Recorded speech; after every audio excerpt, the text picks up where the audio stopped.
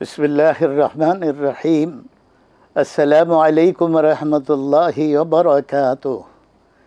কাছে এবং দূরে যে যেখান থেকে আপনাদের প্রিয় অনুষ্ঠান ইসলামী সওয়াল ও জবাবের জন্য অপেক্ষা করছেন, আপনাদেরকে আবারও মোবারকবাদ। সুপ্রিয় দর্শক শ্রোতা, আপনারা নিশ্চয়ই অবগত আছেন আমাদের এই প্রিয় অনুষ্ঠান থেকে আমাদের নিত্য জীবনের কোরআন হাদিস ভিত্তিক আপনাদের প্রশ্নের জবাব দেয়া হয়ে থাকে এবং আপনাদের প্রশ্নের জবাব দিয়ে থাকেন দেশ বরেণ্য প্রখ্যাত আলেমে দ্বীন। আজ আমাদের স্টুডিওতে উপস্থিত রয়েছেন আন্তর্জাতিক খ্যাতিসম্পন্ন আলেমে দ্বীন অধ্যাপক আ.ন.ম রশিদ আহমদ মাদানী হাফিজাহুল্লাহ। আসসালামু আলাইকুম ওয়া রাহমাতুল্লাহি ওয়া বারাকাতুহু। ওয়া আলাইকুম আসসালাম ওয়া রাহমাতুল্লাহি ওয়া বারাকাতুহু। মোহতারাম, অনেক কষ্ট স্বীকার করে আমাদের স্টুডিওতে এসেছেন। আমাদের দর্শক শ্রোতারা অপেক্ষায় আছেন, এজন্য আমরা সরাসরি প্রশ্নে চলে যাই। কার কি জিজ্ঞাসা? আমার সকল দর্শক শ্রোতাদের কাছে অনুরোধ, আপনারা সংক্ষিপ্ত আকারে আপনাদের জিজ্ঞাসা করবেন এবং টেলিভিশনের ভলিউম একটু কমিয়ে রাখবেন যাতে আমাদের শুনতে বলতে সুবিধা হয়। জি, আসসালামু আলাইকুম রহমতুল্লাহ। ওয়ালাইকুম আসসালাম ওয়া রাহমাতুল্লাহ। জি, আমার তিনটি প্রশ্ন রয়েছে। আসসালামু আলাইকুম। কে কোথা থেকে একটু বলবেন? জি, আমি অনেক সময় মাঝে মাঝে ইসলামিক সঙ্গীত শুনি, অর্থাৎ ইসলামিক গান। জি, ইসলামিক গানগুলোতে মহান আল্লাহ তাআলার গুণবাচক নামগুলোর বাইরেও প্রভু বলে সম্বোধন করা হয়। তো মহান আল্লাহকে প্রভু বলে সম্বোধন করাটা মানে ইসলামের দৃষ্টিতে কেমন দেখায়, এটা একটা প্রশ্ন। জি। দ্বিতীয় প্রশ্নটি হচ্ছে যে জিন্স প্যান্ট পরে নামাজ আদায় করলে কাপড় উপরে কাপড় উঠানো যায়, কিন্তু নাভির উপরে কাপড় পরা সম্ভব হয় না। সেক্ষেত্রে জিন্স প্যান্ট পরে কি সালাত আদায় করলে সালাত আদায় হবে? আর একটি হাদিস সম্পর্কিত প্রশ্ন, যে এরকম একটা হাদিস আমি শুনেছিলাম অনেকদিন আগে, আমি জানি না এটা সহি কিনা, যে ব্যক্তি লুডু, ক্যারাম কিংবা দাবা, পাশা এই জাতীয় খেলাগুলো খেললো, সে ব্যক্তি শুকুরের রক্তের মধ্যে হাত ডুবাই দিল। এরকম হাদিস কি আদৌ আছে বা এটা কি সহি হাদিস? আমার জানার বিষয়ে তিনটি। ধন্যবাদ। জি, ধন্যবাদ আপনাকে। আপনার প্রশ্নের উত্তর নিন। মোহতারাম, ওনার প্রথম প্রশ্ন হলো ইসলামী সঙ্গীত শোনেন উনি এবং সেই সঙ্গীতে প্রভু শব্দ বলা আছে, তো আল্লাহর নাম প্রভু হিসেবে বলা সঠিক কিনা? আল্লাহুম্মা লাকাল হামদু হামদাশ শাকিরিন ওয়া সাল্লি ওয়া সাল্লিম আলা রাসূলিকাল আমিন ওয়া আলিহি ওয়া সাহবিহি ওয়া মান তাবিআহুম বিইহসান ইলা ইয়াউমিদ্দিন। আমরা প্রশ্নের উত্তরটাকে দুই ভাবে দেব। প্রথম হচ্ছে যে ইসলামী সঙ্গীত কি, ইসলামী সঙ্গীত চর্চা করা যায় কিনা, ইসলামী সঙ্গীত গাওয়া এবং শোনা। আসলে দেখতে হবে সঙ্গীত ইটসেলফ এটা কোনো হারাম হালালের বিষয় না। সঙ্গীতের বিষয় দেখতে হবে যে সঙ্গীতের ভাষাগুলো কেমন ভাষা। এখন নামে ইসলামী সঙ্গীত, ভাষার ভিতরে আছে আপনার বাবা তোমার দরবারে কেউ ফিরে না খালি হাতে, এটা তো ইসলামী সঙ্গীত না। আমার যে মূল বক্তব্য বা গানের যে ভাষা কথা, সেটা ইসলামী আকিদার অনুকূলে হতে হবে, কোরআন সুন্নাহ সমর্থিত ভাষায় হতে হবে এক। দ্বিতীয় হচ্ছে যে সঙ্গীতটা যে পরিবেশনের প্রক্রিয়াটা কি, সেখানে যখন যদি আপনার যে বাদ্যযন্ত্র আছে, আপনি যতই ভালো কথা বলেন কিন্তু বাদ্যযন্ত্রের ব্যবহার না, এটাও করা যাবে না। তাহলে বাদ্যযন্ত্রবিহীন কোরআন সুন্নাহ সমর্থিত কথায় এই সঙ্গীত গাওয়া যাবে, শোনা যাবে। প্রভু বলছেন, আপত্তি কেন? আল্লাহ সুবহানাহু ওয়া তাআলার নাম তো সৃষ্টিকর্তাও নাই, জীবিকা দাতাও নাই। তাহলে খালেকের অনুবাদ আমরা সৃষ্টিকর্তা করি, রাজ্জাকের অনুবাদ করি জীবিকা দাতা। তো তো প্রভু তো কোনো না কোনো একটা শব্দের অনুবাদ, যে আমরা ব্যাপকে রব বলি না, রবের অনেকগুলি অর্থের মধ্যে একটা হচ্ছে ইংরেজিতে হচ্ছে লর্ড, আর বাংলা বলে প্রভু বা প্রতিপালক। অতএব এখানে আপত্তির কোনো বিষয় নেই। মোহতারাম, ওনার দ্বিতীয় যে প্রশ্নটি অত্যন্ত প্রাসঙ্গিক, তা হলো জিন্স প্যান্ট পরে সালাত আদায় করতে গেলে অনেক সময় টাকনুর নিচে ঝুলে থাকে, আবার অনেক সময় উপরের দিক দিয়ে বর্তমানে এমন শর্ট করা হয়, কি বলা যায়, কি কোন ভাষায় যে আপনি বিষয়টা খুব মানে এই এরিয়াকে খুব ছোট করে ফেলছেন। জিন্সের কাপড়টা তো দোষ নাই। আপনার যে কথা বলেছেন টাকনুর নিচে যাওয়া, নাভির নিচে যাওয়া, সে সুতি কাপড় দিয়েও তাই হয়, লুঙ্গিও হয়। অতএব এখানে জিন্স কাপড় দ্বারা তৈরি প্যান্ট সমস্যা না। সমস্যা হচ্ছে যে নাভির নিচে যাবে না, সে যে কাপড়ই হোক, টাকনুর নিচে যাবে না যে কাপড়ে হোক। আমার টাকনুর নিচের আপনার যে কোনো কাপড়ে, শুধু জিন্সের প্যান্ট না। অতএব আমরা এই দুইটা মূলনীতিতে আসতে হবে। কাপড় কি কোয়ালিটির তা না, মূলনীতি হচ্ছে একজন পুরুষ নাভির নিচে সে কোনো কাপড় পরবে না, আর অহংকার করে গর্ব করে আপনার যে টাকনুর নিচে কাপড় ঝুলিয়ে রাখবে না। বারাকাল্লাহু ফিক। ওনার তৃতীয় প্রশ্ন হলো দাবা খেলা, পাশা খেলা। আপনি যে হাদিসটি বলেছেন, হাদিসটি দেখতে হবে। আমি প্রথম শুনলাম, আমি হাদিসটি ন্যায় এ কথা বলবো না, আমি নিজেই একটু দেখতে হবে যে হাদিসটি যা বলেছেন এটা আছে কি না। জি, আমরা আরেকটি প্রশ্ন নেই। আসসালামু আলাইকুম রহমতুল্লাহ। ওয়ালাইকুম সালাম ও রহমতুল্লাহ ওয়া বারাকাতুহু। হুজুর, আমি ধরমপাশা সুনামগঞ্জ থেকে ইনুদ বলছিলাম। জি ভাই, বলুন। হুজুর, আমার দুইটি প্রশ্ন। প্রথম প্রশ্নটা হলো যে বর্তমান বিশ্বের মুসলিম শাসক গোষ্ঠীদের মধ্যে এই খুলাফায়ে রাশিদিনের দ্বীনি আদর্শ না থাকার প্রধান কারণ কি বলে আপনারা মনে করেন? আর দুই নম্বর প্রশ্ন হলো, হুজুর, বিশ্বের বিভিন্ন প্রান্তে খ্রিস্টান, ইহুদি, নাসেরার মুসলমান নিধন করছে, কিন্তু আমরা মুসলমান হয়ে রাসূল সাল্লাল্লাহু আলাইহি সাল্লামের উম্মত হিসাবে কিছুই করছি না, চেয়ে দেখছি। এই জন্য কি শেষ বিচারের দিন আল্লাহ রাব্বুল আলামিনের কাছে বিচারের সম্মুখীন হতে হবে কিনা? জি, আর কোনো প্রশ্ন? জি, আপনার প্রশ্নের উত্তর নিন মোহতারাম। খুব আবেগ নিয়ে কথা বলেছেন। বর্তমান মুসলিম শাসকরা খোলাফায়ে রাশেদিনের চরিত্র, আদর্শ, বৈশিষ্ট্য তাদের মধ্যে নেই। এটা যেমন আপনার এই কথাটা সত্য, বিপরীত হচ্ছে ওই শাসকদের দ্বারা পরিচালিত আমরা যারা শাসিত, আমাদের মধ্যে কি ইসলামের চর্চা আছে? আমাদের মধ্যে যদি ওই খোলাফায়ে রাশেদুনের সময়ে তাদের সাধারণ জনগণের ইসলামের সাথে যে সম্পর্ক, যে চর্চা ছিল, আমাদের যদি থাকতো, তাহলে আমরা শাসকদের ব্যাপারে আঙ্গুল উঠাতে পারতাম। আমাদের তো অবস্থা ভালো না। আমরা হজে যাই হারাম টাকা দিয়ে, হজ থেকে আমরা ফিরে আসি, সে আবার যত অপকর্ম, যত পাপের কাজের সাথে আমরা জড়িয়ে যাই। আমার দোকানে আমি 1 নম্বরকে 2 নম্বর বলে চালিয়ে দেই, মাপে কম দেই। আজান হইলে আবার আমি ডান পাশের মসজিদে এসে জমাতে নামাজ পড়ি। আগে আমরা পাল্টাই, শাসকদের ব্যাপারে কথা বলার আগে আমরাই পাল্টাই না। জি, শাসকরা তো আমাদের দ্বারাই নির্বাচিত। আমাদের দ্বারাই নির্বাচিত। সুন্দর বলেছেন মোহতারাম। দ্বিতীয় প্রশ্নটাই কাছাকাছি। গোটা বিশ্বে মুসলিম নিধন হচ্ছে, কিন্তু আমরা নীরব। আল্লাহ সুবহানাহু ওয়া তাআলা বলছেন, ওয়ালা তাহিনু ওয়ালা তাহজানু ওয়া আনতুমুল আ'লাউনা ইন কুনতুম মুমিনিন। চিন্তা করো না, তারপরে অস্থির হইও না, দুর্বল হইও না, তোমরাই বিজয়ী হবে যদি তোমরা মুমিন হও। এই যদি তোমরা মুমিন হও, আমাদের ঈমান কি যথাযথ? আল্লাহ সুবহানাহু ওয়া তাআলা বলেছেন, আল্লাযীনা আমানু ওয়া লাম ইয়ালবাসু ঈমানাহুম বিযুলম উলাইকা লাহুমুল আমনু ওয়া উলাইকা হুমুল মুহতাদুন। যারা ঈমান এনেছে, এখানে শেষ না, ঈমানের সাথে শিরকের মিশ্রণ ঘটায় নাই, ওয়ালাম ইয়ালবিসু বিযুলম, জুলম এখানে শিরক।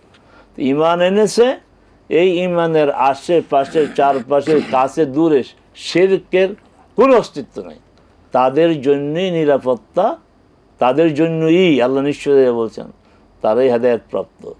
আগে আমাদের ঈমানটাকে পরিশুদ্ধ করি, আমরা শিরক মুক্ত ঈমান আনি, এবং আমরা রাসূল সাল্লাল্লাহু আলাইহি সাল্লামকে সর্বক্ষেত্রে যেভাবে মানা প্রয়োজন আমরা ঠিক সেইভাবে মানি, তাহলে আল্লাহ সুবহানাহু ওয়া তাআলা মুসলিম উম্মাহকে বিজয় দিবেন। বারাকাল্লাহু ফিক। জি, আসসালামু আলাইকুম ওয়া রাহমাতুল্লাহ। ওয়ালাইকুম সালাম ওয়া রাহমাতুল্লাহ। জি মুক্তারাম, ভালো আছেন আপনারা? জি বলুন, আবার বলুন, একটু স্পষ্ট করে বলুন।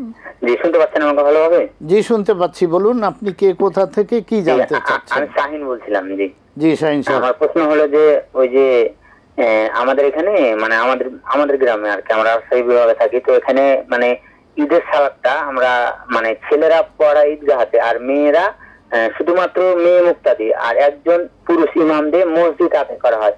আসলে এভাবে আদায় করা যাবে কিনা? আর আরেকটা প্রশ্ন হলো যে মেয়েরা কি ঈদের সালাদ মানে যে মেয়েরা যে সালাদ গুলাতে খুতবা আছে সেই সালাদ গুলো মেয়েরা পড়াতে পারে না, একদল বলছে আলেম। আর আরেকদল মানে পড়ালে বেদাত হবে, মানে যে সালাদ গুলো খুতবা আছে মেয়েরা ইমামতি করে, মেয়েদের ইমামতি এগুলো পড়াতে পারবে না। কিন্তু যে সালাদ গুলাই নাই, খুতবা নেই, শুধু 5 ওয়াক্ত সালাদ চাইলে মেয়েরা মানে পড়াতে পারে। তো আসলে সহি কোনটা একটু আমি জানতে চাচ্ছি। জি জি, আপনার প্রশ্নের উত্তর নিন। জি মোহতারাম, ঈদের সালাতে তো এমনি ব্যবস্থা থাকলে নারী পুরুষ একত্রিত হতেই পারে, কিন্তু উনি বলেছেন যে শুধু ইমাম পুরুষ, কিন্তু পিছনে সব মহিলা। প্রস্তুত এত বড় করার কথা ছিল না, এবং কিছু কথা রিপিট হয়েছে। আমাদের সাদেক সাহেব তো রিকোয়েস্ট করেছেন প্রস্তুত হবে ছোট ছোট। জি, এই যে মহিলাদের আলাদা নামাজ পড়া, কি এই আকাল কেন হবে? এমনকি আকাল হয়ে গেল যে তারা পুরুষের সাথে একই ব্যবস্থাপনা নামাজ পড়তে পারবে না, তাদের আলাদা জামাত করতে হবে? ঈদের জামাত তো মোটেই না, কারণ রাসূল সাল্লাল্লাহু আলাইহি সাল্লাম থেকে এই রাসূল সাল্লাম এবং তারপরে এই ধরনের কোনো প্রমাণ নাই যে মহিলারা আলাদা ঈদের জামাত পড়েছে। পুরুষরা যেই জামাতে ঈদের সালাত আদায় করবে সেই জামাতেই নারীরা অংশগ্রহণ করবে। রাসূল সাল্লাল্লাহু আলাইহি ওয়াসাল্লাম অন্যান্য নামাজের ক্ষেত্রে বলছেন খায়রু সালাতিন নিসাই ফি বুয়ুতিহিন্না, যে নারীদের উত্তম নামাজ হচ্ছে তাদের ঘর। আবার বলছে নারীদেরকে মসজিদে যেতে বাধা দিও না। তাহলে সমন্বয়টা কীভাবে? নারীরা ঘরেই নামাজ পড়ে, এই তাদের উত্তম। তবে যদি কোনো নারী মসজিদে যেতে চায় তাকে আবার ফাতোয়া দিয়ে তাকে ঠেকানো ঠিক না, সহজ করে দিই আমরা। কিন্তু নারীরা আলাদা জামাতে পড়বে, হ্যাঁ, এটা যে কেমন পরিবেশ হয় যে কয়েকজন নারী একসাথে আসেন, মাগরিবের সময় হইল, তাহলে আলাদা নামাজ পড়ার চেয়ে জামাতে পড়া উত্তম, উত্তম, বাস এতটুকুই। কিন্তু ঈদের জামাত, জুমার জামাত আলাদা পড়া সুন্নাহ দ্বারা সমর্থিত না, রাসূল সাল্লাল্লাহু আলাইহি ওয়াসাল্লামের আমল দ্বারা সমর্থিত না। সাহাবায়ে কেরাম থেকে এমন কোনো প্রমাণ নেই যে মহিলারা আলাদা ঈদের জামাতে করেছে, তারপরে জুমা নামাজ তারা আলাদা করেছে। যারা এটাকে বেদাত বলে থাকে, সঙ্গত কারণে বলছে, যেহেতু রাসূল সাল্লাল্লাহু আলাইহি ওয়াসাল্লামের সময় এই ধরনের আমল ছিল না।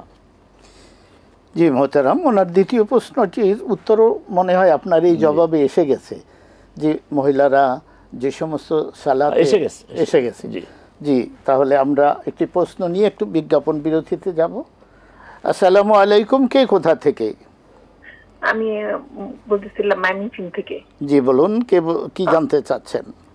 আমি জানতে চাচ্ছি হলো, আমার জানা মতো একজন ঘুষের জব করতো, সে ঘুষ খায়, এখন মসজিদ দিচ্ছে, সেটা ঠিক আছে। মসজিদে এখন মসজিদটাতে দিল, মসজিদটাতে আমরা সাধারণত জানি যে মসজিদ দিলে সওয়াবের কাজ, তো এখান থেকে সে কতটুকু সওয়াব পাবে, আর এই মসজিদে যারা নামাজ পড়বে তাদেরই বা কতটুকু সওয়াব হবে, নাকি এটা গুনাহ হবে, সেটাই আমি একটু জানতে চাচ্ছিলাম। জি, আর কোনো প্রশ্ন করবেন? না, এটি আমার প্রশ্ন ছিল। জি জি জি, আপনার প্রশ্ন। আচ্ছা, আমরা এখন একটা ছোট্ট বিরতিতে যাচ্ছি। সুপ্রিয় দর্শক শ্রোতা, আমরা ছোট্ট একটি বিরতিতে যাচ্ছি, বিজ্ঞাপন বিরতি। আমরা অল্প কিছুক্ষণের মধ্যেই ফিরে আসব। নিশ্চয়ই আপনারা আমাদের সঙ্গেই থাকুন। আসসালামু আলাইকুম সুপ্রিয় দর্শক শ্রোতা, আমরা আবারও ফিরে এলাম আমাদের প্রিয় অনুষ্ঠানে। আপনারা দেখছেন ইসলামী সওয়াল ও জবাব। আমাদের জীবন ঘনিষ্ঠ যে কোনো প্রশ্ন আপনার এই অনুষ্ঠান থেকে তার সঠিক জবাব কোরআন এবং হাদিসের আলোকে পেয়ে যাবেন, এবং আপনারা নিয়মিত আমাদের অনুষ্ঠানে থাকবেন, অন্যদেরকে আমন্ত্রণ জানাবেন। আমরা বিজ্ঞাপন বিরতির আগে এক বোনের একটি প্রশ্ন নিয়েছিলাম, অতীব গুরুত্বপূর্ণ। আমাদের শায়েখ বলবেন, ঘুষের চাকরি করে অর্থ উপার্জন করে সেই ঘুষের টাকায় মসজিদ বানিয়ে উনি কি স্বভাব পেতে পারেন? জি, ধন্যবাদ আপনাকে।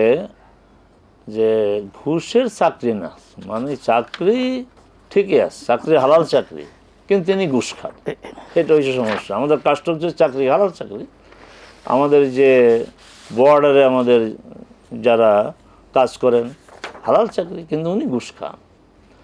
এখন মসজিদে যে টাকা দেওয়া হয়, আমরা একটু পিছনে যাই। রাসূল সাল্লাল্লাহু আলাইহি ওয়াসাল্লামের বয়স যখন 35, এখনও রাসূল হন নাই, জাহেলি যুগ, তখন কাবা সংস্কারের প্রয়োজন ছিল।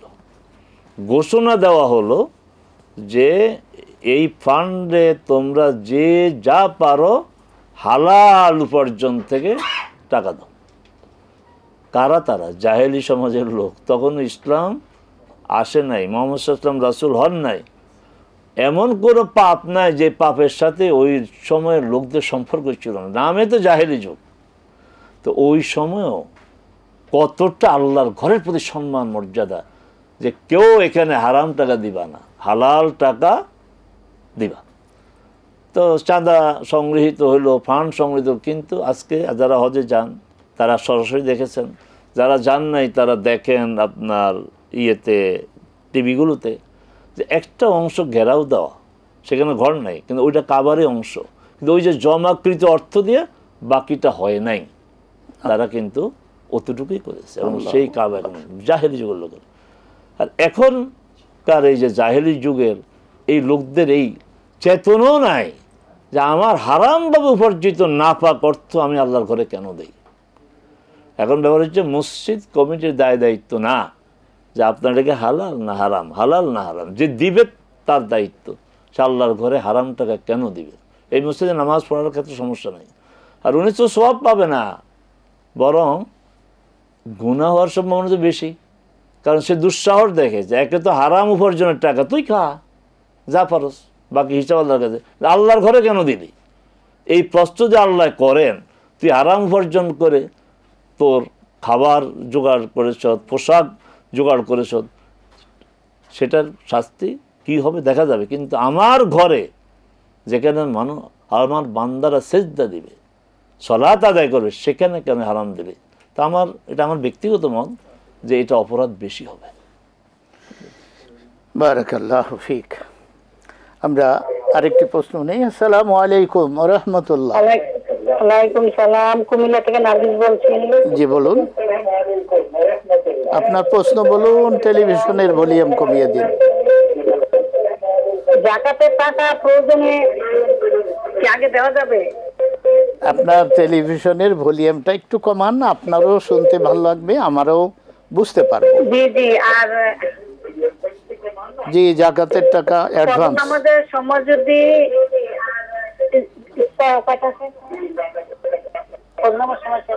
না, আপনার দ্বিতীয় প্রশ্নটা কিন্তু বুঝতে পারিনি। 3:40 যদি ফজর নামাজের সময় শেষ হয়, জি 3:42, এখন এর থেকে সময় কয়টা? জি, আর কোনো প্রশ্ন?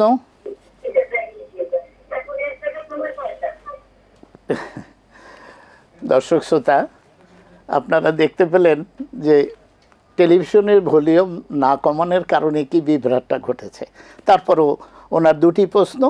এক নম্বর হলো, যাকাত অগ্রিম প্রদান করা যাবে কিনা? জি, যাকাত অগ্রিম প্রদান করা যাবে, শর্ত দুইটি। একটি শর্ত হচ্ছে আপনি জাকাতের নিয়ত করতে হবে।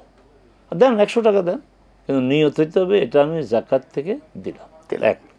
2 নম্বর, আপনি হিসাব রাখবেন আপনি যে 100, 500, 5000 যেভাবে খরচ করছেন হিসাব রেখে বছর শেষে আপনার যে ব্যালেন্স শিট হবে, বছর শেষ বলতে আমরা হিজরি সন অনুযায়ী জাকাত আপনার দিয়ে থাকি।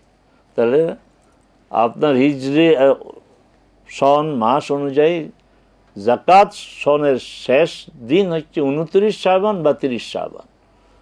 এই পর্যন্ত আপনি ব্যালেন্স শিট তৈরি করে রমজানে দিতে থাকবেন। অনেকে মনে করে রমজান আপনার একটা জাকাত ইয়ার অধীন না, রমাদান থেকে শুরু, রমাদান তো আপনি খরচ করবেন, হিসাবটা হবে শাবান 29 বা 30 পর্যন্ত। তাহলে আপনি জাকাতের নিয়ত করবেন এবং হিসাব রাখবেন। আপনার মনে করেন হিসাব করে দেখলেন যে আপনার জাকাত আসলে 1 লাখ টাকা, কিন্তু আপনি ওই যে দিতেছিলেন তাতে দেখা যায় আপনি 40,000 টাকা দিয়েছেন, তাহলে বাকি থাকলো 60,000, বাকি 60,000 টাকা দেবেন। জি, বারাকাল্লাহু ফিক। ওনার দ্বিতীয় প্রশ্নটি উনি যেভাবেই করুক, ওনার প্রশ্ন হয়েছে ইশরাকের সময়। বুঝে আসছে। ফজরের সময় 3:40 না, ফজরের সময় এখন 3:44, গতকাল থেকে 1 মিনিট করে বাড়া শুরু হয়েছে। 3:43 পর্যন্ত সর্বশেষ সময় ছিল, এখন 1 মিনিট করে শুরু হচ্ছে বাড়তে। এশরাকের সাথে তো ফজরের শুরুর সম্পর্ক নাই। এশরাক হচ্ছে সূর্য উদয় হবে, হারাম সময় যেটা 15 থেকে 20 মিনিট, কেউ 21 মিনিট বলেন, এই সময়টা অতিক্রম হবে, আপনি ওই জায়গায় বসে থাকবেন, তারপরে আপনি এশরাকের সালাত আদায় করবেন 2 রাকাত। জি, মাশাআল্লাহ। জি, আর আসসালামু আলাইকুম ওয়া রাহমাতুল্লাহ। ওয়ালাইকুম আসসালাম। আপনারা ভালো আছেন? আলহামদুলিল্লাহ। জি, আমার 2টি প্রশ্ন ছিল। প্রথম প্রশ্ন হচ্ছে গিয়ে, আমার একটা শারীরিক অসুস্থতা আছে, নিউরোলজিক্যাল। তো এটার কারণে আমার সকাল 10টার সময় একটা ঔষধ খেতে হয়, আর 3টা, 3:30টার সময় একটা ঔষধ খেতে হয়। এটা না খেলে আমি অসুস্থ হয়ে যাই খুব বাধ্যতামূলক ভাবে। জি, এখন আমার প্রশ্ন হচ্ছে, রোজার সময় আমি একবার চেষ্টা করেছিলাম যে এই ওষুধগুলো অন্য টাইমে, যেমন সেহরির সময় খেয়ে, জি, 10টার ওষুধটা সেহরির সময় খাবো, আর হচ্ছে গিয়ে 3:30, 3:30টার ওষুধটা ইফতারের পরে খাবো। জি, এখন সেটা খেয়ে আমি খুব একটা সুবিধা করতে পারিনি, আমি অসুস্থ হয়ে যেতাম। তো এরপর থেকে আমি রোজা রাখতাম আর ওই সময় মতো ওই ঔষধটাই খেতাম, কিন্তু আমার মনের মধ্যে একটা যন্ত্রণা হতো যে আমার রোজাটা কি হচ্ছে না। আমি তো রোজা মন থেকে রাখতে চাচ্ছি, যে এই মেডিসিনটা না নিলেও তো আমি সুস্থ থাকতে পারছি না। জি, তো এটার ব্যাপারে যদি কিছু বলতেন। আর ইনশাআল্লাহ। আমার দ্বিতীয় প্রশ্ন হচ্ছে গিয়ে, আমার মা আর কি গতকালকে বললেন যে আসলে তোমার যখন জন্ম হয়েছে বা তুমি যখন ছোট ছিলে, তখন আমি অতটা বুঝতে পারিনি যে তোমার নামের আকিকা দিতে হবে। তো আমি আকিকা দিতে চাচ্ছি। এখন আমার এখন 30+ বয়স চলছে। তো এই বয়সে এসে আমার আকিকাটা হবে কিনা বা কিভাবে দিলে কি ভালো হবে, যদি একটু জানাতেন। ধন্যবাদ আপনাকে। অনেক সুন্দর 2টি প্রশ্ন, নিশ্চয়ই আমাদের শাইখ সুন্দরভাবে এর জবাব দিবেন। জি, মুহতারাম। প্রথম প্রশ্ন যে আপনার যে অসুস্থতার কারণে সকালে একটা ওষুধ খেতে হয়, আবার 3:30 ওষুধ খেতে হয়, আপনি নিজে চেষ্টা করে দেখেছেন যে আগে পরে খেলে কেমন হয়, আপনি দেখলেন না ভালো হয় না। এই ক্ষেত্রে মূল নীতি হচ্ছে আল্লাহ সুবহানাহু ওয়া তাআলা তার বান্দাদেরকে কষ্ট দিতে চান না। ইউরিদুল্লাহু বিকুমুল ইসরা ওয়া লা ইউরিদু বিকুমুল উসর। আল্লাহ তোমাদের সাথে কঠিন যেটা চান, যেটা সহজ এটাই তিনি চান, তার পছন্দ সহজটা। আল্লাহ আপনার তো কষ্ট দিতে চায় না। আল্লাহ চায় যে আপনার এই বোধটা, এই যে আপনি রোজা রাখতেছেন, ওই ওষুধ খান আবার রোজাও রাখেন, এই যে বোধ, এই ফিলিংসটা, এটা আল্লাহ চান। তা এখানে কথা হলো না আপনার রোজা এবার রাখার প্রয়োজন নাই, আপনি ওষুধ খাবেন।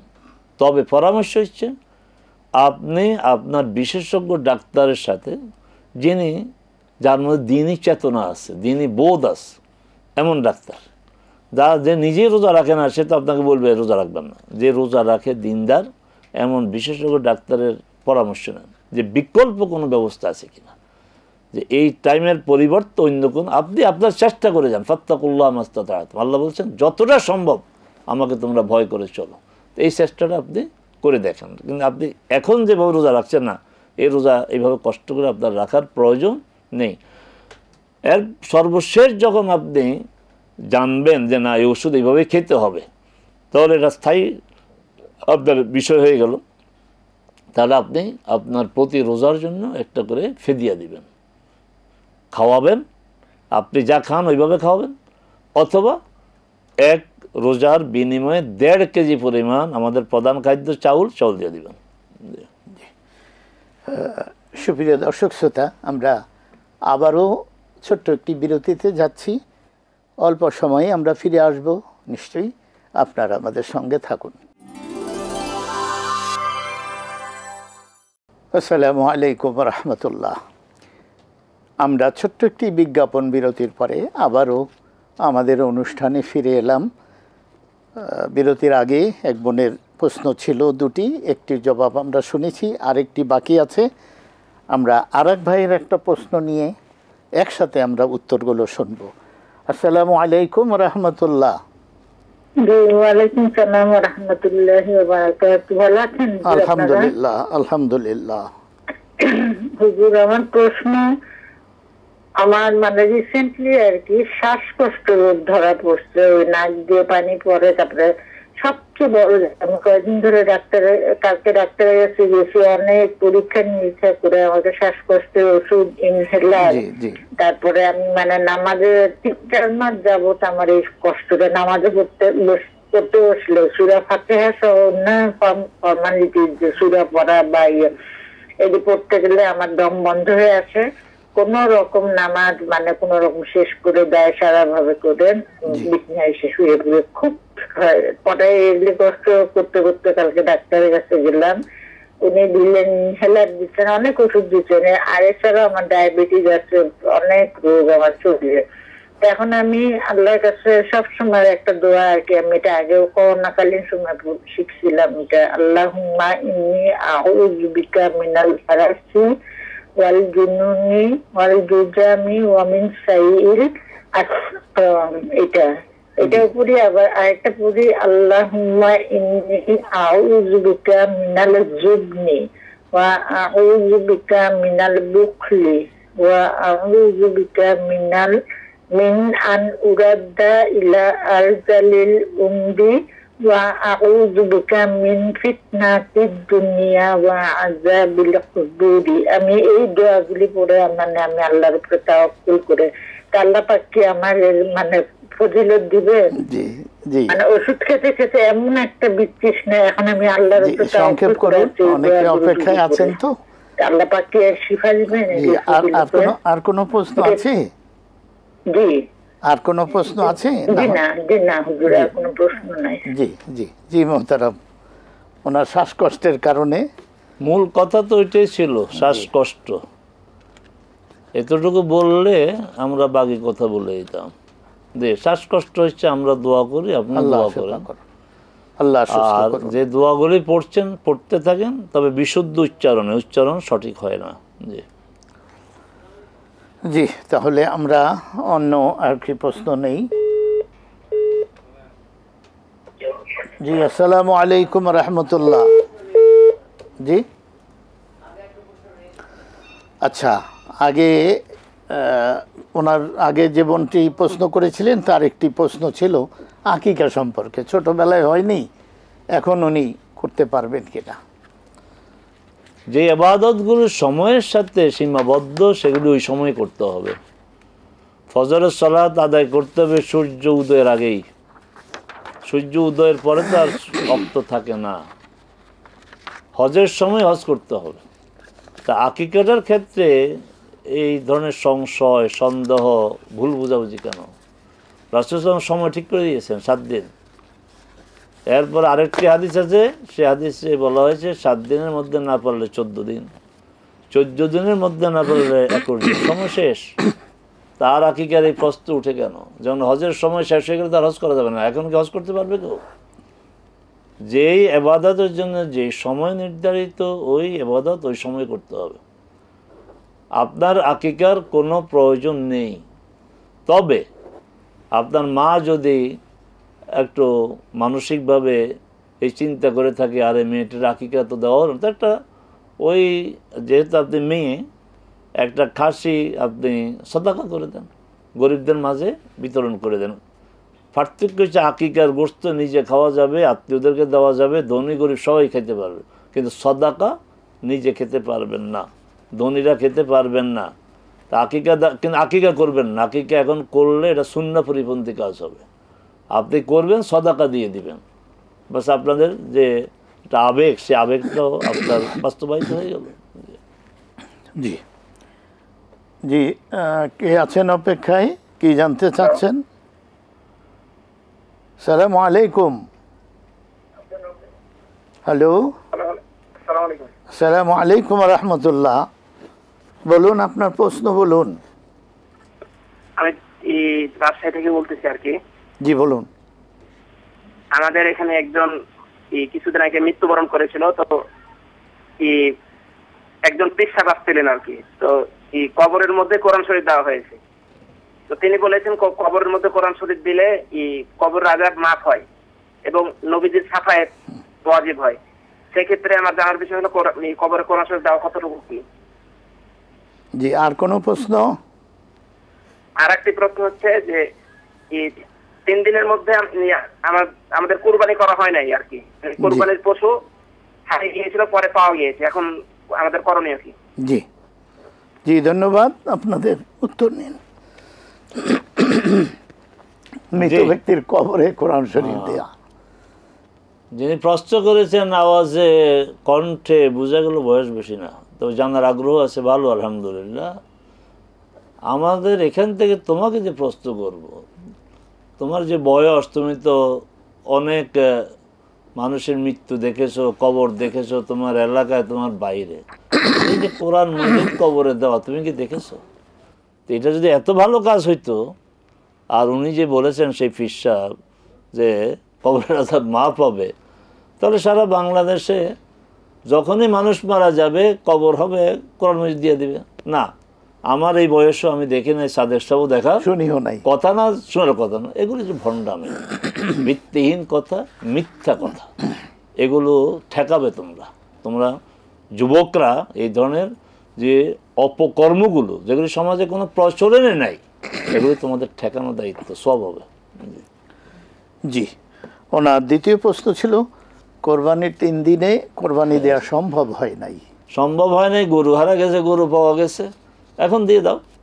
এখন কোরবানি, ওই যেহেতু এটা কোরবানির জন্য কেনা হয়েছে, সব হবে। কিন্তু ওই কোরবানির এখানে তো কারো দায়িত্ব নাই, যে ইচ্ছা করে তো হারা যায় না। এখন যেহেতু কোরবানির জন্য কেনা হয়েছে, এটা কোরবানির জন্যই বরাদ্দ। কোরবানি এটা পশু জবাই করে ওই আগে যে সিস্টেমে নিজে খাবে, গরিবদেরকে খাওয়াবে, কিছু রেখে দিবে, করা যাবে। মোহতারাম, আমরা আমাদের আলোচনার একেবারে শেষ প্রান্তে, আমরা 1 মিনিটের ভিতরে আমরা শেষ করব। অতি সম্প্রতি হজ শেষ হয়েছে, আলহামদুলিল্লাহ। হাজী সাহেবরা দেশে আসতে শুরু করেছেন, আপনি তাদের জন্য একটু নসিহত করুন, এরপর আমরা শেষ করব। জি, সংক্ষেপে নসিহত হচ্ছে, গিয়েছেন তো আল্লাহর ঘরে, আল্লাহর জন্য, ওয়ালিল্লাহি আলান নাস হিজ্জুল বাইত, আল্লাহর জন্যই মানুষের উপরে হজকে বিধিবদ্ধ করা হয়েছে। লাব্বাইক বলছেন এই চেতনা যে হে আল্লাহ, আমি তোমার সামনে উপস্থিত। তো সেখানে এহরামের কাপড় পরেছেন, মানে কাফনের কাপড়ের প্র্যাকটিস করেছেন। আপনি হজ থেকে ফিরে আসছেন, আল্লাহ রাব্বুল আলামিন শুকর আদায় করেন, আর বাকি জীবনটা এই লাব্বাইকের উপরে কাটান যে আল্লাহ, আমি তোমার সামনে উপস্থিত। এই চেতনা যখন থাকে যে উপস্থিত, তখন তো তার অবৈধ হওয়া যায় না। শিক্ষকের সামনে যখন ছাত্র থাকে, শিক্ষকের অবৈধ হয় না, ততক্ষণ শিক্ষকরা মানে। চলে গেলে সমস্যা, পিছনে গেলে। আপনি তো স্বীকৃতি দিয়েছেন, হে আল্লাহ আমি হাজির, এই হাজিরা দিতে থাকেন মৃত্যু পর্যন্ত, তাহলে আপনি আর আল্লাহর অবৈধ হতে পারবেন না। আল্লাহ যা ফরজ করেছেন তা করবেন, যা হারাম করেছে তা বর্জন করবেন। মোহতারাম, আপনাকে অসংখ্য ধন্যবাদ। সুপ্রিয় দর্শক শ্রোতা, আপনারা যারা দীর্ঘ সময় আমাদের সঙ্গে ছিলেন, আপনাদেরকেও আন্তরিক শুভেচ্ছা এবং মোবারকবাদ। আমরা সবাই সবার জন্য দোয়া করি। আমাদের প্রিয় দেশ বাংলাদেশের জন্য, গোটা বিশ্ব মুসলিমের জন্য দোয়া করি। আল্লাহ আমাদের প্রতি খায়ের বারকাত রহমত নাজিল করুন, আর আমরা আল্লাহর নির্দেশিত পথে যেন আমাদের জীবন অতিবাহিত করতে পারি। আল্লাহ সেই তৌফিক দান করুন। পরবর্তী অনুষ্ঠানে আবারও দেখা হবে এই প্রত্যাশা রেখে এখানেই শেষ করছি। আসসালামু আলাইকুম রহমতুল্লাহি ওয়া বারাকাতুহু।